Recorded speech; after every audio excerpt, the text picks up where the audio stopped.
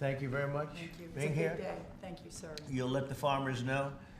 In addition, the UK will reduce or eliminate numerous non-tariff barriers that unfairly discriminated against American products, but this is now turning out, I think, really to be a great deal for both countries, because it'll be really great for the UK also. So they're opening up the country. Their country is a little closed, and we appreciate that. They'll also be fast-tracking American goods through their customs process, so our exports go to a very, very quick form of approval, and there won't be any red tape. Things are going to move very quickly both ways. The final details are being written up in the coming weeks. We'll have it all very conclusive, but the actual deal is a very conclusive one. We think just about everything's been approved.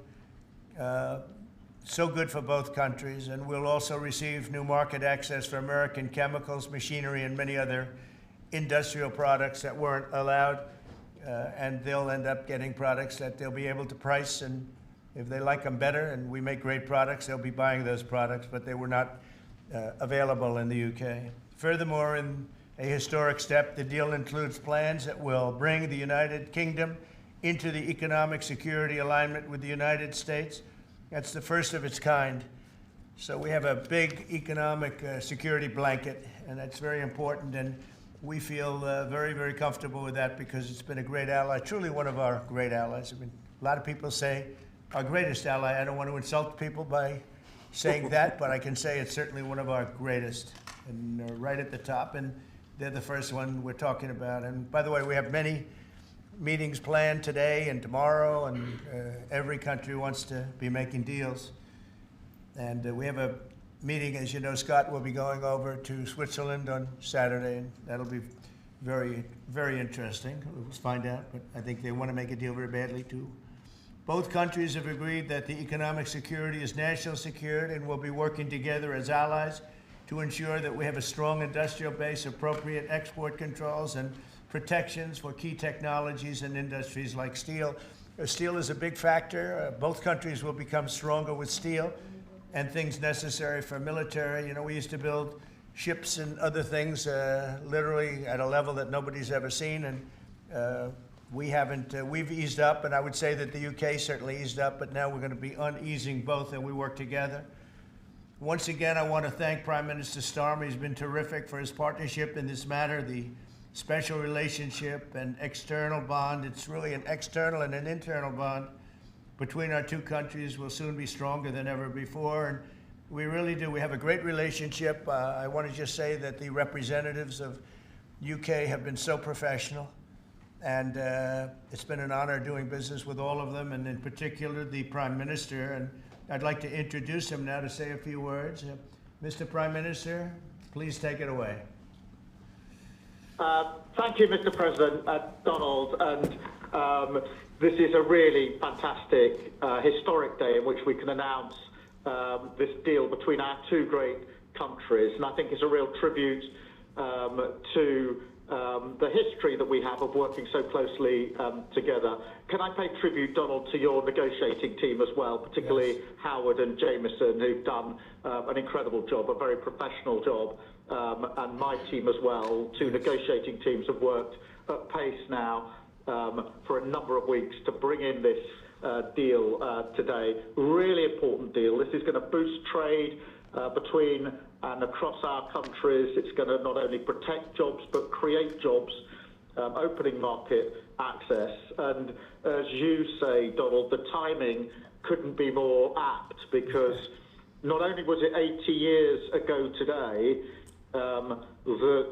that victory came for Europe after and at the end of the Second World War, but of course on that day the UK and the US stood together as the closest of allies. And Donald, I think even down to the hour, because you may or may not know that it was about this time of day, exactly 80 years ago, that Winston Churchill announced victory in Europe, and that led to great celebrations across Europe, across America, but particularly in the United Kingdom. Literally people going out into the street, putting bunting up, going up to the palace. And So to be able to announce this great deal on the same day, 80 years forward, almost at the same hour, and as we were 80 years ago, with the UK and the US standing side by side, I think is incredibly important and makes this truly historic. That close relationship has endured over those 80 years. As you know, Donald, when it comes to defence and security and intelligence sharing, of course, there are no two countries that are closer than our two countries. And now we take this into new and important territory by adding trade and the economy to the closeness of our relationship. It is built, as you say, on those notions of fairness and reciprocal arrangements. We've always had a fair and balanced arrangement between our countries. This builds on that, hugely important for sectors like car manufacturing and for steel and aluminium and so many others. And yes, we can finish ironing out some of the details, but there's a fantastic platform here, including, of course, on the tech side, where I think I'm right in saying we're the only two Western countries with trillion-dollar sectors when it comes to tech. And in the end, it comes down to, as you say, Donald, economic security is national security. On national security, we've been absolutely the closest of allies for so many years, keeping the peace through that close alliance, that friendship. And now we add to that this deal on trade and the economy. And I want to thank you for your leadership on that, Donald, and for the way in which your team have negotiated this. And I'm so pleased that we've got this deal, we've finalised it, and we've built an incredible platform for the future. So thank you so much. Donald, I'm now going to go and do a press conference. I think you have your press in with you. But on the details, I think if you've got Howard, we can deal with that through one of my team. That's great. Well, Mr. Prime Minister, thank you very much. It's an honor. We're going to have a continued, maybe a better relationship than ever before. You know, I don't know if the media knows, but the U.S. and U.K. have been working for years to try and make a deal. And it never quite got there. Yeah. It did with this Prime Minister. So I want to just congratulate you. Well, with this President, this Prime Minister, we've managed to achieve what many people have tried to achieve for many years. That's right. And I'm really pleased. And it feels completely historic and on a special 80-year anniversary as well. So, Donald, thank you so much. It's really good to have got this deal over the line. Tribute to both teams, tribute to our countries, and tribute to your leadership. Thank you. Well, it really is a great thing. And you go do your press conference, and I'll see you soon. Maybe speak to you later. But thank you very much. And an incredible thing. I can't tell you that for so many years, even as I sat, everybody talked and talked and talked about a deal with. It just seemed like a natural deal, but it was not done. But now it was done with us. So I feel very proud to have been a part of it. Keir, thank you very much. Thanks, Donald, and we'll speak again soon. Very good. So long. Bye.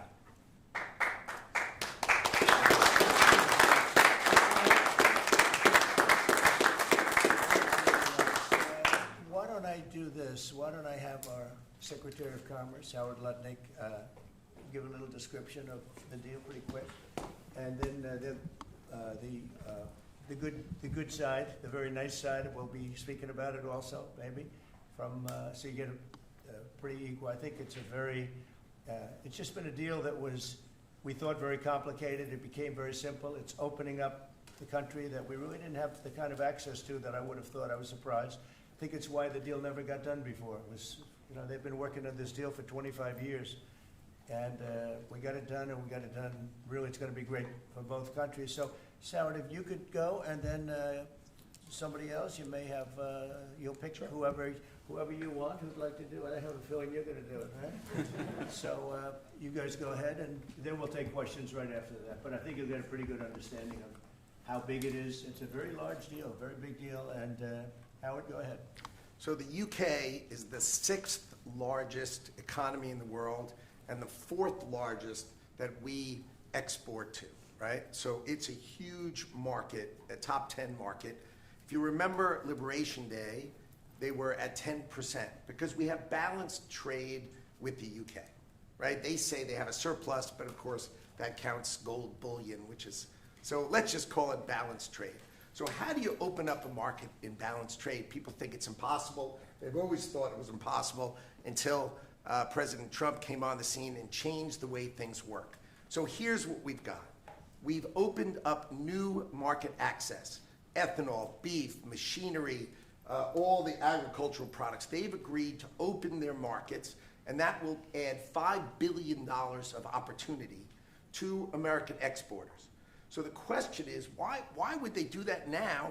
Because they've never done it before, and we still have our 10% tariff on, which will produce $6 billion of revenue for the United States. So the idea was, how do they keep their jobs, protect their economy, and do the best for their people while opening the market for us?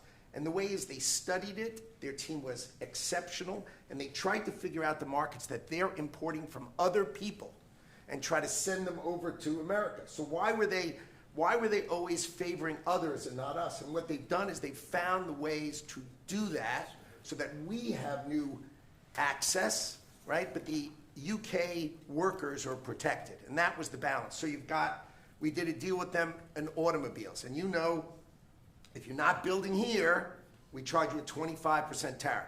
But the president, and by the way, I want to make this clear, while Jameson and I worked hard, this was the president's deal, and people think, oh, that's not the way it works. If you got to sit next to him, I have the best deal maker to my left, and if you don't think that we take advantage of him calling the Prime Minister and getting that deal done, you don't understand who's the President of the United States. So he's the closer. He gets deals done that we could never get done because he understands business, he understands deals, and that's why we're here today. So he agreed they could send 100,000 cars into America and only pay a 10% tariff. And that protects their car industry. And remember, we do 16 million cars a year. So this is only like 0.6%. But for the UK auto people, this is tens of thousands of jobs that the president agreed that he would protect for them. So he made that deal, right? Then steel and aluminum, right? Their steel business has been destroyed like everybody else has been destroyed by people dumping steel into their markets. And British Steel had announced it was closing down. So the British government, as part of this deal, nationalized British Steel, and they're going to match the kinds of models we do. They'll put tariffs on, they'll put quotas on. They want to do it with America so they can be part of the resurgence of steel and aluminum in America, and that saves them, again, thousands and thousands of jobs. So if you go step by step, aero and commercial planes, they sell Rolls-Royce engines to Boeing. We've agreed to let Rolls-Royce engines and those kind of plane parts to come over tariff-free. And what you're going to hear today is there's going to be an announcement in the UK that they are buying $10 billion worth of Boeing planes later today, but I'm going to let the name of the airline announce it because that's theirs to do. But part of this deal was always to do it together and to do it strong, and you can see the numbers on this board. Everything about this board works exceptionally well for the United States of America. It lays out the plan that you can work with us in autos, you can work with us with aero and commercial, you can work with us in pharmaceuticals if you have a supply chain that is secure and protected in national security. So we feel really good about the deal. You've heard the Prime Minister, he feels really good about the deal, right? And we started at 10% and we ended at 10%, and the market for America is better, and this is a perfect example of why Donald Trump produced Liberation Day. People don't understand. He gets things done in a matter of time. This would have taken Jameson and I 3 years, maybe. And instead, we got it done in 45 days, certainly, because we work for Donald Trump. So, Jameson, my partner in all this, maybe Jameson, you'd like to talk a little, and then we'll turn it over to the UK. Sure, happy to do that. Everyone has great remarks. I just have to echo the President and the Prime Minister when we talk about VE Day. This is something we've been waiting for decades, and there's no more appropriate day to do this. And when we step back and we look back a few weeks from now or months from now or years from now, we're going to look back at this day and better appreciate the significance, I think.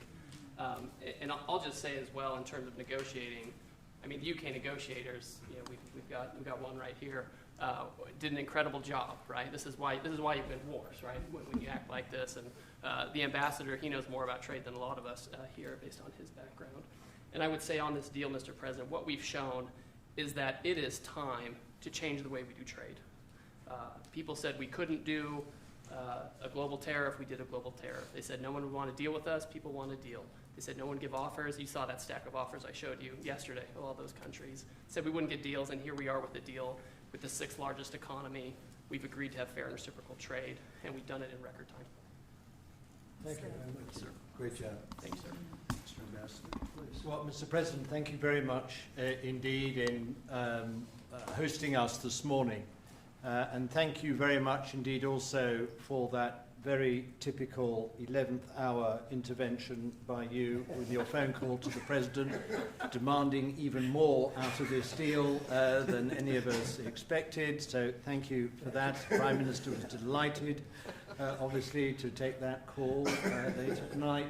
But you took it to another level, and I think the point I would make is twofold. One is that if we're going to rebalance and rebuild international trade in a way that serves all our interests, then we're better doing that together than separately and apart, and that's what we're on a mission to do. But secondly, you've done what you said you would do. You said to the Prime Minister when he came and we visited in the Oval that you would do a good trade deal with the United Kingdom, that you would do it at pace, and that we would be first. And you have delivered that. You know, you've been true to your word. So thank you very much indeed for that.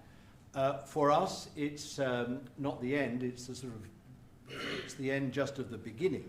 I mean, there is yet more we can do in reducing tariffs and trade barriers so as to open up our markets to each other even more than we're agreeing to do today. But it also provides us with the platform, the springboard, to do what I think will be even more valuable for both our countries in the future, and that's creating a technology partnership between the United States and the United Kingdom so that we can harness science and technology in order to create future industries and future jobs, and to do that together in the way we work so closely already in the national security and defence area. We can just take that to yet further areas of science, enterprise and endeavour. So we're looking forward to doing that in the coming months. You've launched us extremely well today. It just, in my view, as the Prime Minister has said, just shows what two countries who trust each other, who are confident in each other and are familiar with each other can do, not just for ourselves, but for the rest of the world who need to benefit from a bigger and better international trading system. Thank you very much. That was beautifully stated. What a beautiful accent, too. I'd like to have that accent. Thank you. My mother would be proud. Thank you very much. Any questions? James Matthews from Sky News. Yes. Can I ask, why Britain and why now? And you've described this deal as a full and comprehensive deal, and yet we've just heard from Mr. Mandelson it's the end of the beginning. Clearly, there's much more work still to do. With respect, are you overstating the reach and significance of this deal because you're a president who needs a result at a difficult time? I think that it's a great deal for both parties. It's for us. We're opened up. I didn't know how closed it was. Quite closed, the market, as you know, the UK, and it opens up a tremendous market for us, and it works out very well, and a lot of assets. You see the chart, and those are tremendous assets. But we've been trying, and when you say why us, meaning your country, we've been trying for years, and they've been trying for years to make a deal, including when I was in the, first term. It would always be people talking, but they weren't getting it done. But for 25 years before that, they were trying always to make a deal, a very significant deal. I actually, until I looked at the numbers, I didn't realize this is a very conclusive deal, but we think we can grow it even from that. But this is a maxed out deal, not like you said it. You said it really incorrectly. This is a maxed out deal that we're going to make bigger, and we make it bigger through growth. But we have tremendous assets involved. I was surprised to see how big your country is in trade, actually. You know, one of the biggest in technology and so many other things. It's agriculture. I really didn't know. It's depending on your definition, it's from 4 to 5 to 6. That's pretty big in the world. So I was very impressed by that. But we're going to take it to new levels. It's a very big deal right now, but I think it is going to grow just of its own volition. It's going to grow, and over time there'll be changes made. There'll be adjustments made because we're flexible. We'll see things that we can do even better. But it's very conclusive, and we think everyone's going to be happy, and the people of your country are going to be very impressed with the result, and they'll be able to buy from more people. They'll be able to price things differently. They'll be able to get some products that aren't available to them now that we make better than anybody in the world. And it's just something that it's a great thing that it came together. It's so nice because we have many countries want to make a deal, and many countries are very unhappy that we happen to choose this one, to be honest with you. But it's a long time, our oldest ally, or just about. I guess a couple of people claim that too, but let's put it right at the top. I think it's going to be something very special for UK and special for the United States. Mr. President. Thank you, Mr. President. Reagan Reese with the Daily Caller. How close are you to more deals, and when do you expect the next to be announced? Well, very close. We have numerous deals. I know Howard's going back. As soon as this is finished, your press conference, he's got numerous. And Scott, who's right over here, who's fantastic, by the way. You were great on television this morning. I watched you. That was very good. You gave them a little lesson in the world and economics. But Scott's going to be going to Switzerland, meeting with China, and you know, they very much want to make a deal. We can all play games. Who made the first call? Who didn't make the? It doesn't matter. It only matters what happens in that room. But I will tell you that China very much wants to make a deal. We'll see how that works out. Every country throughout the last 40, 50 years has literally ripped off the United States on trade, on military, on protection, on all the different things. And we are now making fair deals. And in this case, it's great because we really weren't very much involved. You have the European Union, which is, I think you made the right decision years ago. I don't know if you remember, I was opening up Turnberry the day that you were voting. And they asked me, would it happen or would it not happen? I said, no, I think they're going to go their own separate way. I think it's better for them. And they did. I think it's going to end up being a very smart decision. But a big part of that decision was always that you'd be able to make a deal with the United States. And they were unable to do that. But now they made it. And it's a tremendous, it's very important. That was always a big part of your decision on Brexit. And they were never able to make that deal. It was a tough one. And this one it's amazing with time. This one just went very smoothly, went quickly and smoothly, and a lot of common sense, as I like to say. There's tremendous common sense, but it's going to make your country much bigger in terms of trade, and it's going to make our country much bigger in terms of trade, too. Yes, sir. Thank you. Go ahead, behind you. Oh, yeah. Tom Bacon at the BBC. Thank you, Mr. President. You mentioned meat. You're with who? The BBC. Oh, good. Very nice. They treat me beautifully. You mentioned meat and beef exports. The UK currently doesn't accept American beef because of its own food standards. Are you calling on the UK to accept all American beef and chicken products? Well, I think they'll take what they want. We have plenty of it. We have every type. We have every classification you could have. As you know, Bobby Kennedy is doing a tremendous job, and he's, I think, probably heading toward your system with no chemical, no this, no that. I think we're heading that way, it seems to be. And but we have that also. So we're a very big country. We have a lot of beef. We're a very big country, so it'll be great. Yes. Yes. You want me to jump? Yes. Let's talk about American beef really quickly, and it can't be understated. I'm Rick Rollins, by the way, how important this deal is and what this means to American farmers and ranchers. Specific to the beef, this is going to exponentially increase our beef exports. And to be very clear, American beef is the safest, the best quality, and the crown jewel of American agriculture for the world. So I think a really important part of this deal isn't just the ethanol reducing of tariffs from 19 to 0, which for our row croppers is a huge deal, but also for beef. And as we move forward, I know our incredible trade team is looking at all of the meats, all of the produce, really all of our agriculture exports. And I don't know if there's an industry that has been treated more unfairly and has suffered more than our agriculture industry. So we look forward to, I'll be in the UK on Monday, talking to my counterpart over there for the next, really for next week, and look forward to moving that out across the country. The president is I think incredible we could say defender that here. we have the best in the world,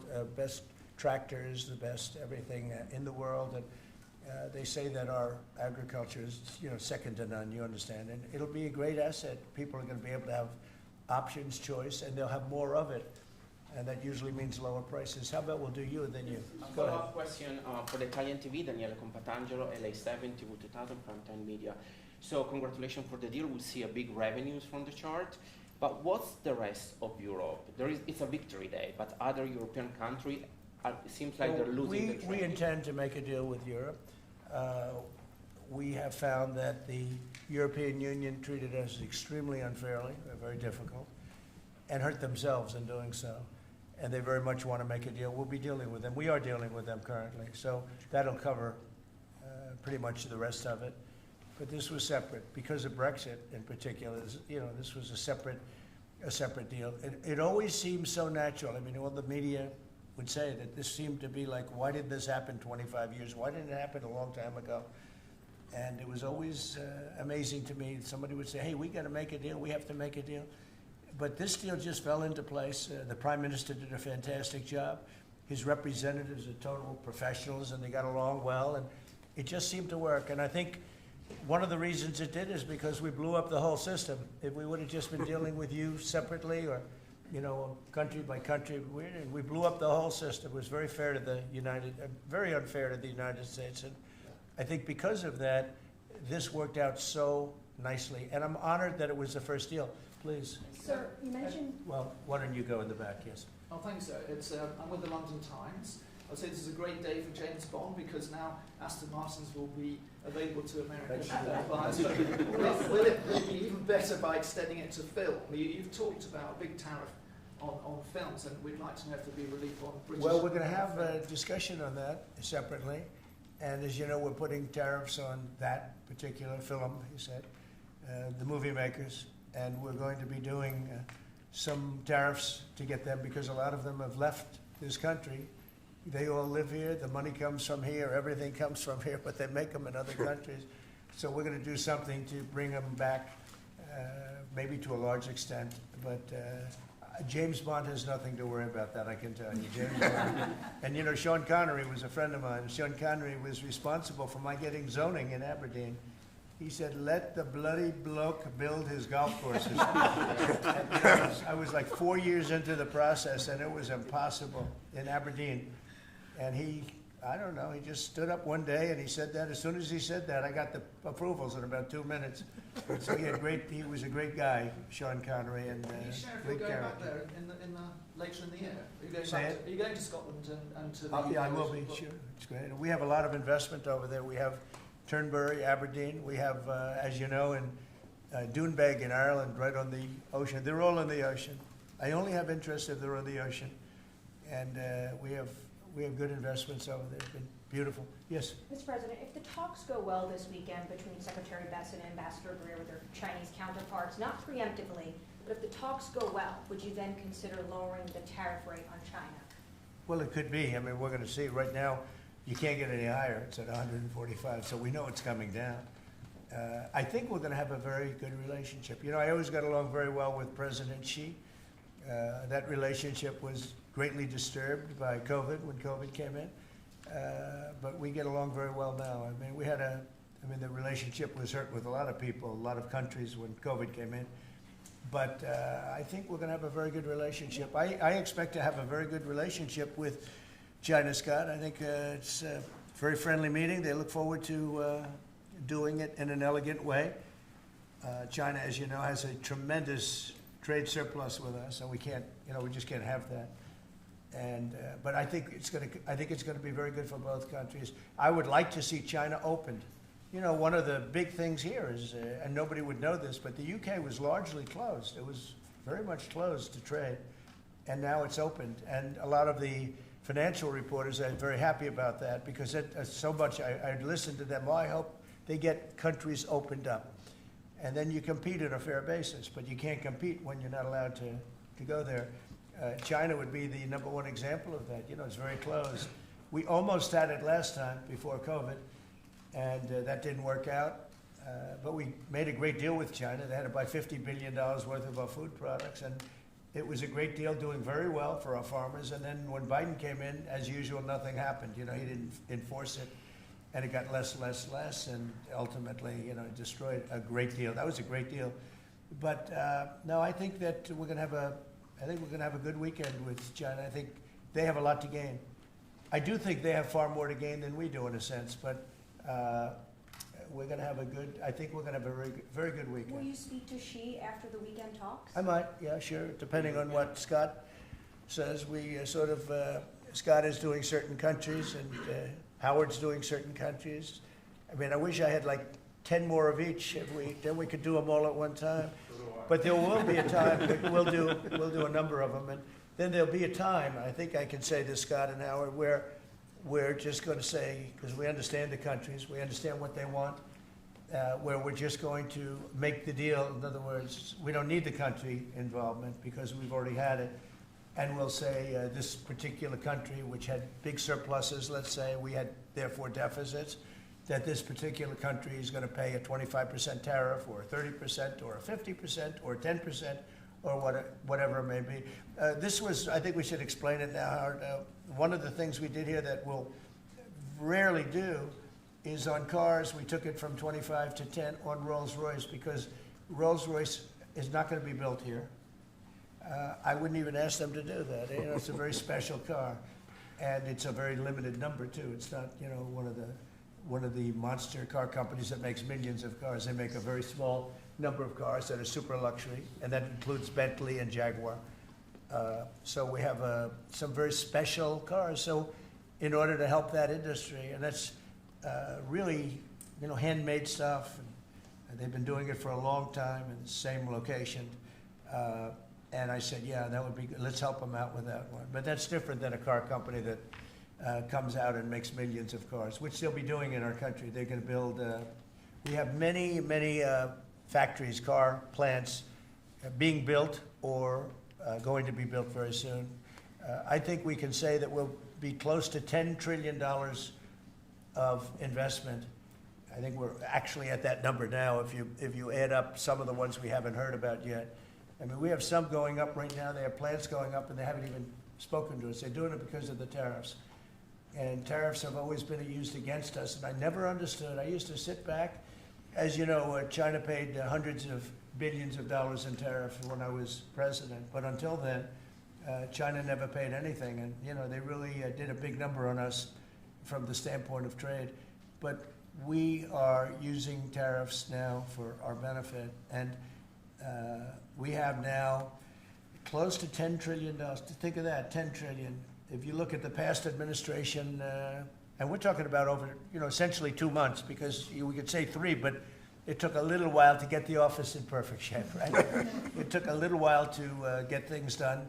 But once we started, when you think of that, close to $10 trillion of investment, you've had years where the United States wouldn't do that wouldn't do $1 trillion in a year, wouldn't do anywhere near $1 trillion. We did $10 trillion in 2 months. So it's amazing what's happening. We're getting calls from, that has to do with chips, has to do with cars. We used to make chips. We had Intel, and we used to make chips. We had a monopoly on chips. Everything was made here. And now, over a period of years, because of presidents that didn't know what they were doing, they allowed that business to be stolen from us. Most of it moved to Taiwan.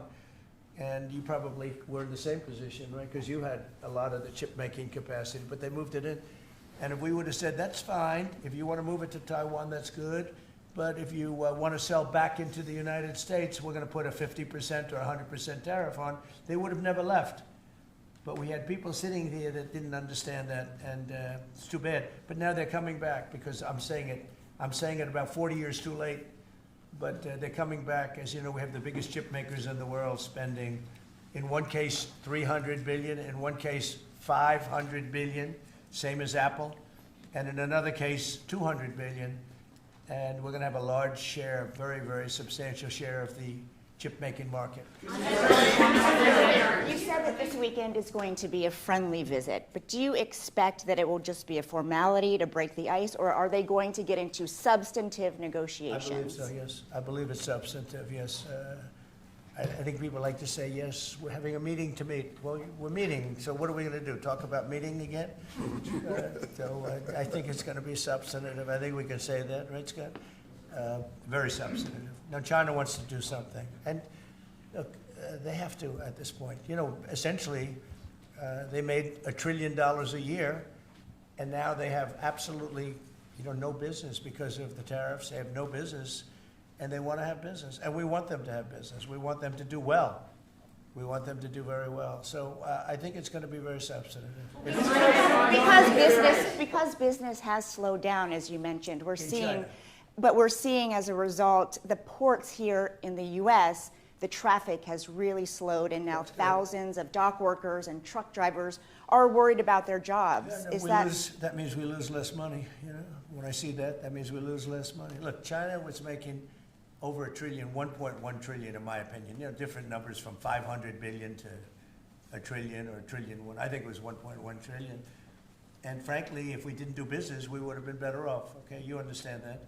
So when you say it slowed down, that's a good thing, not a bad thing. But we're going to make it so they can, I'd like to say they could do better, actually, in terms of the bottom line. We'd like to see China opened up so we can compete in China and, give people something that they've never had, access to something. That'd be great for the world. It would be great for our businesses. And I think it would be great for friendship. I really expect a lot of people think I'm a militant guy. I'm really not. I think that trade can bring a greater friendship with China. It can be something good. But, one of the things that I know Scott's going to be talking about very high on the list is open up and let our businesses go into China, because when you talk about a closed country, that's a really closed country. And I think it would be great if it was opened up. It'd give people a lot of choice and would create a lot of jobs, a lot of everything. So I think it would be a great thing for China. And that's going to be one of the things we'll be discussing, like we discussed with UK.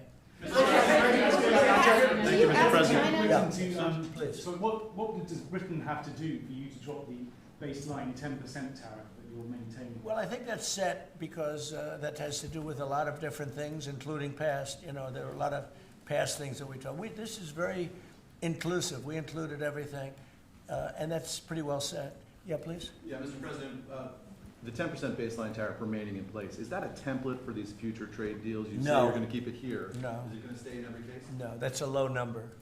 They made a good deal. Some will be much higher because they have massive trade surpluses, and in many cases they didn't treat us right. One thing with UK, they had it somewhat closed, not like a China as an example, but they always treated us with great respect. So they treated us with great respect. The template of 10 is probably the lowest end, and therefore they made that deal.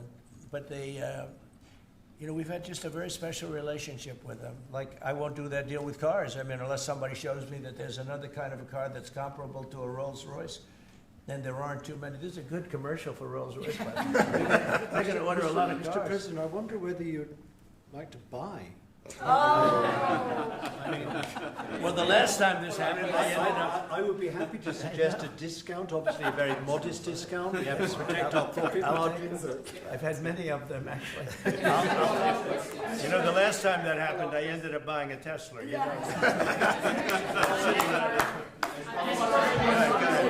Mr. President. Mary Margaret Olahan with Daily Wire. I had a question about the UK deal today. I heard there was talk that part of the agreement would depend on whether the UK would respect free speech and freedom of religion.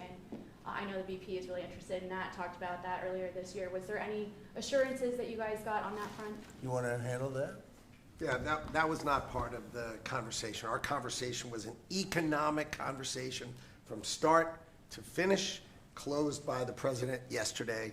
This was a business deal, open their markets, and also protect their workers, grow our markets, and help our workers. This was about business religion. Business is sort of a semi-religion, but not nearly as important. I don't want to get myself into Your new nominee, Surgeon General. Mr. President, will you be asking China to help you close, the gap between Ukraine and Russia? I think so, yeah. I think it's a natural thing to ask. What do you expect? Sure. I don't know. I think we're making good progress. Fighting is a little bit different than it was.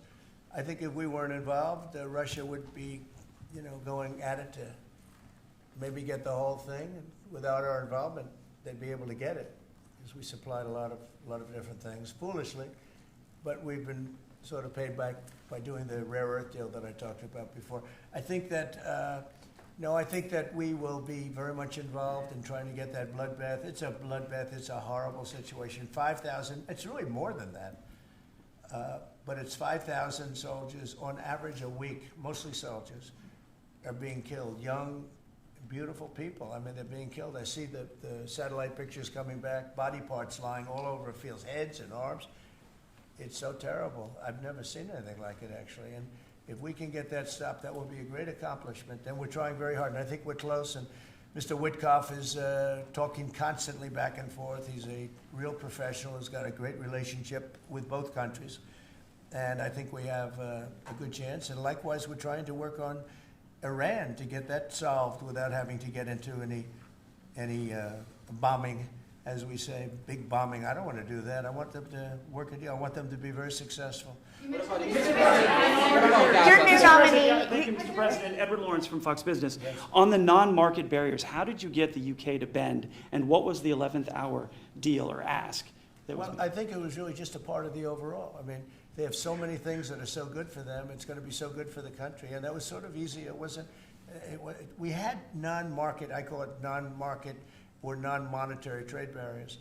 And we had quite a few of them, not nearly as bad as some countries. Some countries have, they have virtually no tariff, but the rest of it is so brutal you can't do business with them, right? So it's a very important question, actually. No, I think the overall deal just worked out very well from their standpoint. They were willing to give that in order to get other things, and you might want to speak to that, Mr. Ambassador. Look, the point about the deal is that we will continue reducing tariffs and non-tariff barriers. This is a continuing picture. It's a movie. It's not a still picture here. It's a movie. Yeah. It continues. And we're both committed to freeing up trade between our countries. We're both committed to freeing up investment between our countries. And the point about this deal is that it provides a very good template and a very good... That this was the first one. Go ahead, please. The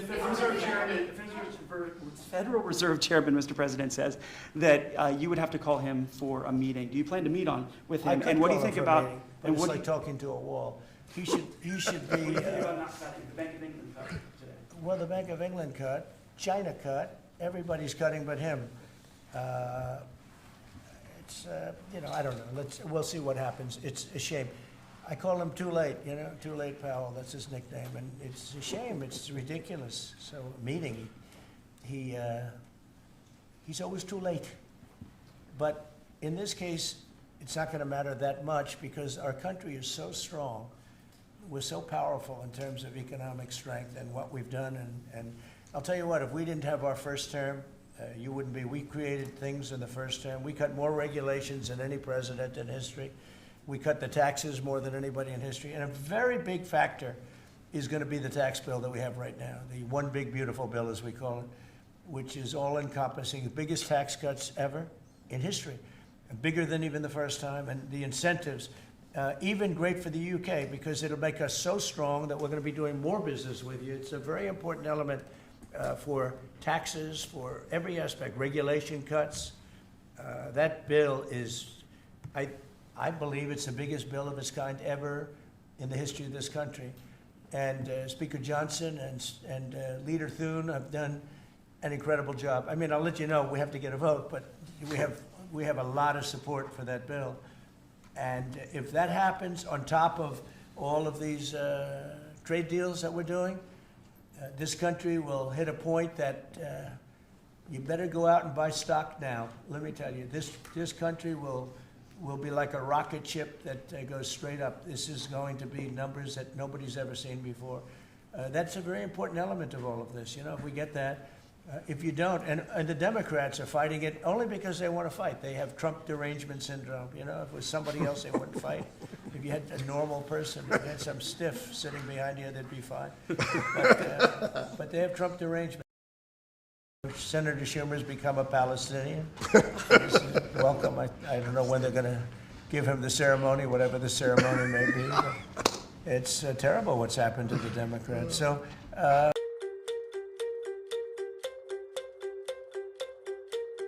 Unrelated to today, but related in the sense that we'll do, if that passes, we'll do even more business with the UK. We'll have so much. It's the biggest tax cut in history.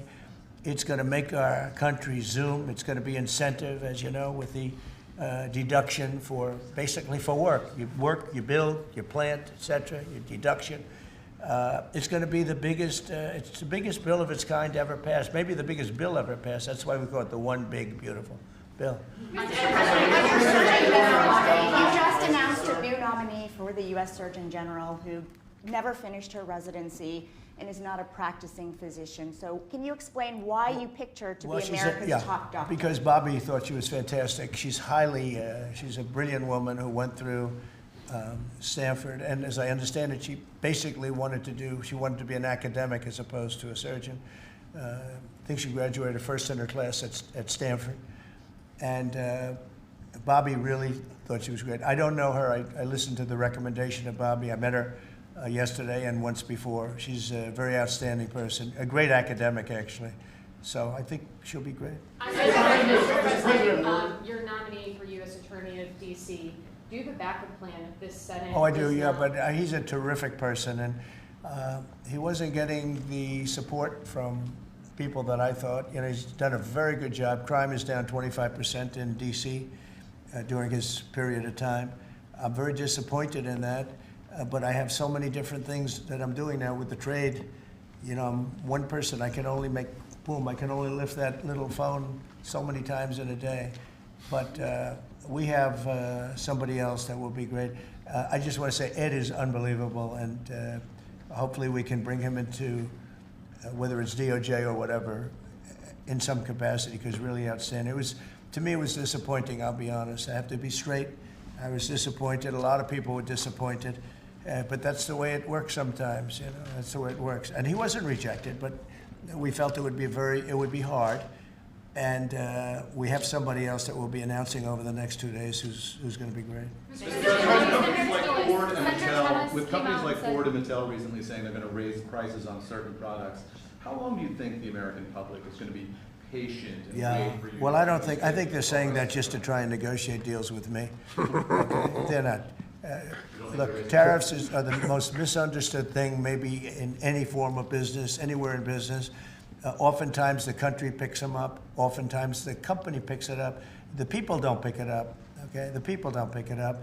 And if Ford did that, they wouldn't sell any cars. And if Mattel, I don't know, I'm not so sure. They also said they're the only country I've heard. They said, well, we're going to go counter. We're going to try going someplace else. That's okay. Let him go, and we'll put 100% tariff on his toys, and he won't sell one toy in the United States, and that's their biggest market. I heard that. I mean, I watched this guy talking about how I'm going to go counter. I said, well, I wouldn't want to have him as an executive too long.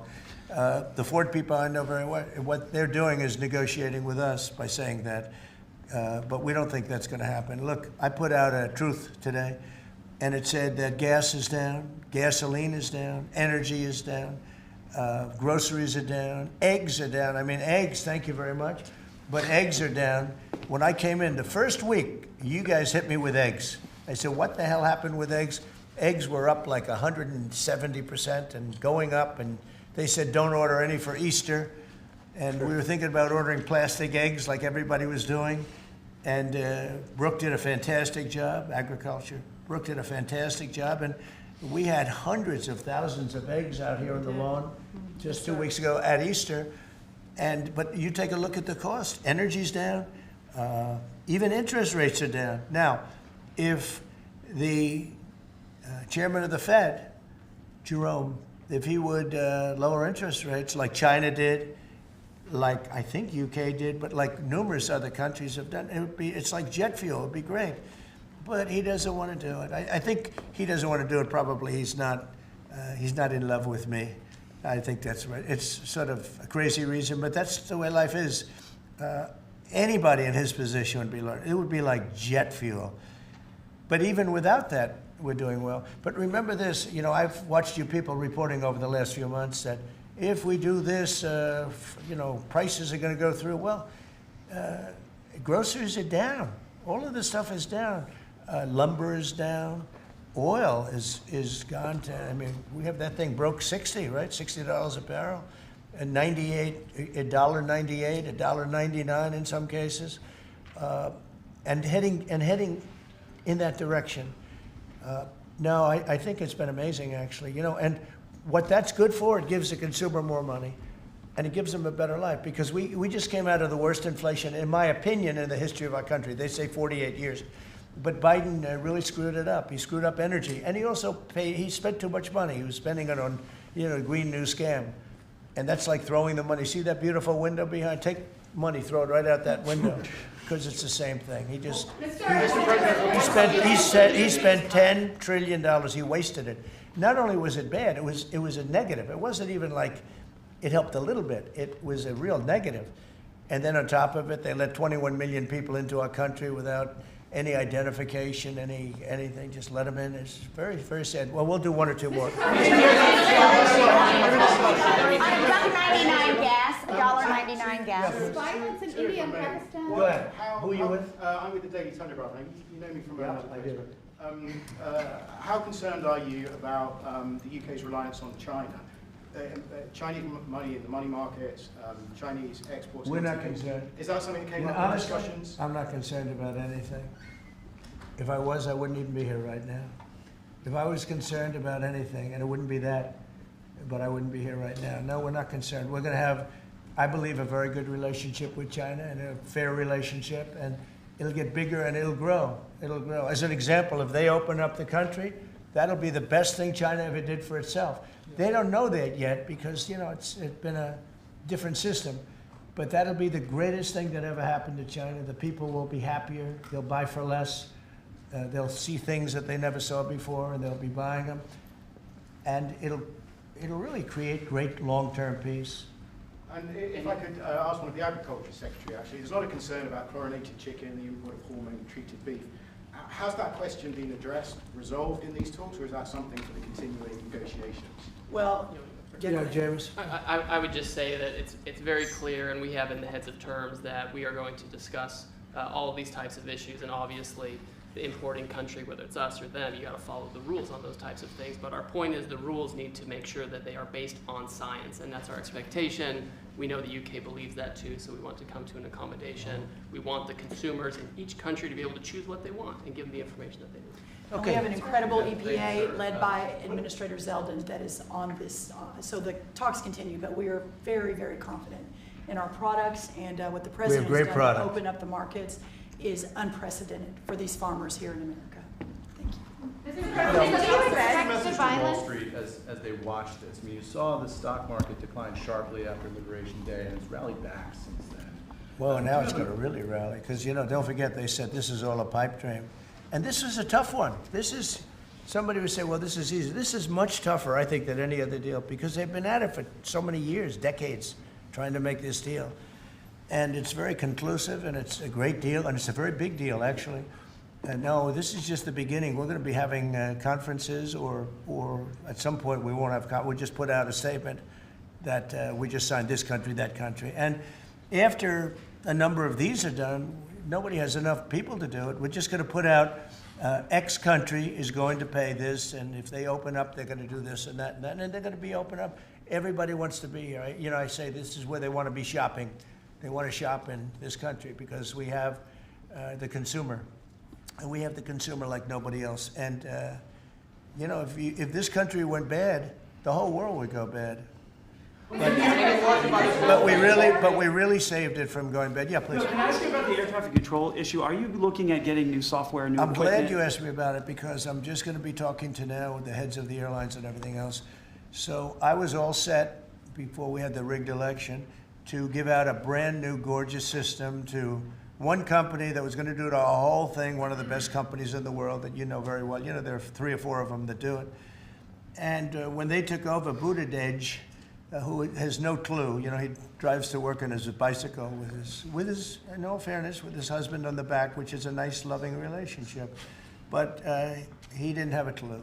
This guy didn't have a clue. And he's actually a contender for president. Between him and Crockett, you can have that party. But he didn't know what he was doing. And he took what they call dry systems where you have wires in the earth, buried in the earth or whatever. And then you have the open air systems where you have satellites. And you can't mesh them. Anybody would know that if you went through about 2 months of study in school, if you studied that kind of thing. And he did.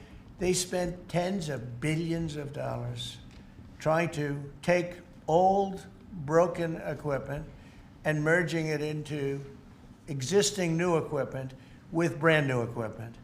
It's one of the greatest. They spent like $40 billion. And what they did is they made it worse because it doesn't work together. You can't make it work together. If you have a satellite system, you need satellite. If you don't, they had all these different technologies, some of them 50 years old, and they're trying to mesh them in. And they end up spending twice the money they should have. You could have bought a whole new system. So we have a very good guy who you all know, Sean Duffy, is head of transportation. And I've given him a 10-minute lesson in buying, and he's become really good. And we are now in the market to buy a gorgeous, brand new system. The helicopter that crashed into the plane at 400 feet, it shouldn't have been. What would have happened is all sorts of bells and sirens would have been going off 3 minutes before that accident happened, if you had the right equipment, but they didn't. And the new equipment is unbelievable what it does. You can have, you don't even, well, I was going to say something, but you always, in my opinion, you always need pilots. I want pilots. But you wouldn't even have to have pilots. This system is so incredible what they can do. But we have a system that's obsolete. And what they did is the worst. They tried to combine the really old, broken stuff with the new stuff. And you can't combine it, and anybody should have known. So Biden, do you think Biden figured this out? I don't think so, fellas. Do you think he has any clue? He doesn't know what the hell's happening. So here's the story. We're going to be buying a brand new, it's going out to bid very soon, brand new state-of-the-art system that will cover the entire world. I'll give you an example. When my pilot, now I have military pilots, but prior to that I have very good pilots, great pilots. They would land, and I won't tell you which country, but they would use the system of another country. They wouldn't even use the system of the United States. So if I'm landing in New York or Florida or Tennessee, they're using a system from another country. I said, why is that? And they were, you know, they're not into business, but they're just saying, our system doesn't work, sir. And I said, boy, that's pretty sad. But we were all set to give it out to, you know, look, you have a Raytheon and you have different companies like that, numerous companies. And you have companies that would do it, like an IBM, as an example. And you give out one deal, one contract. They gave out hundreds of contractors. They had diggers. They had non-diggers. They had people that focus on satellites. They had hundreds of different contracts. One contract where one guy is controlling everything. If you need a trench, then they dig a trench. But if you don't dig the trench, they don't blame you. What happens is you don't dig it, then they say, we want a cost overrun. Now, we have it all set, and we're going to be doing it. We would have done it, except that the election took a little strange turn. But the second one didn't. That was too big to rig. Thank you very much, everybody. Thank you, guys. Thank you. Thank you.